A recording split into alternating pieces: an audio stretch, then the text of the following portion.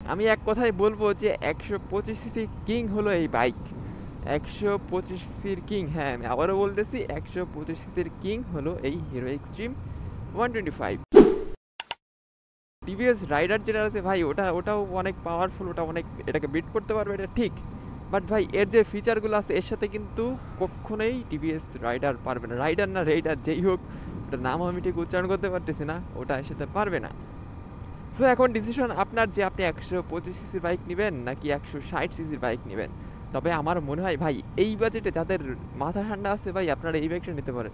কারণ আপনার মাথা গরম আছে, এই রে ওরে ওভারটেক করবেন ভাই, এটা কিন্তু কখনোই ১২৫ সিসির বাইক দিয়ে পসিবল না। আপনি ইনস্ট্যান্ট পাওয়ার যদি চাইতে চান তাহলে ভাই আপনার ৩০০ সিসির বাইক নিতে হবে আর কি। এই ১২৫ সিসি নিয়ে আপনি যদি ইনস্ট্যান্ট পাওয়ার খুঁজেন ভাই, এটা বোকামি ছাড়া আর কিছুই না। তবে আপনি সিঙ্গেল রাইডের জন্য ভাই এর থেকে বেস্ট বাইক আমার মনে হয় না আর আছে। সিঙ্গেল রাইড প্লাস মাইলেজ ভাই অনেক কিছু আছে এই বাইকটায়, আপনি আরামসে চোখ বন্ধ করে এটা নিতে পারেন। আমি তো সাজেস্ট করব ভাই যাদের বাজেট ১,৭০,৭১,০০০ টাকা আছে, পেপার সহ ২ লাখ টাকা আছে, তারা এই বাইকটা চোখ বন্ধ করে নিতে পারে। হ্যাঁ, এর ক্ষেত্রে আরেকটা বাইক আছে যেটা হলো সুজুকি মনোটন, যেটা কিনা সবাই এগুলো পছন্দ করে, বাট ভাই ওই বাইকটা আছেটা কি?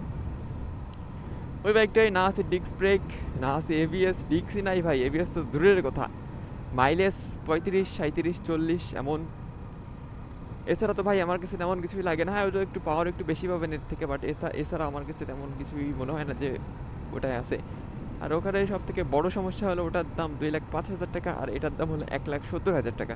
তাহলে বুঝতেছেন ভাই ৩০,০০০ টাকা মানে কত কিছু। যাদের ভাই টাকা আছে তারা তো ভাই কখনো এই বাইকগুলো নিবে না ভাই, যাদের বাজেট নিয়ে একটু সমস্যা আছে আমি তাদের জন্যই বলতেছি যে তারা এই বাইকটা নেন ভাই, বেস্ট হবে বেস্ট। আমি এক কথা বলবো বেস্ট ভাই, আমি নিজেই চালাই এই বাইকটা ভাই, এটা আমার পার্সোনাল বাইক, এটা আমি কোনো রিভিউর জন্য নিতেছি না, কিন্তু এটা জাস্ট আমার এটা আমার পার্মানেন্ট বাইক ভাই।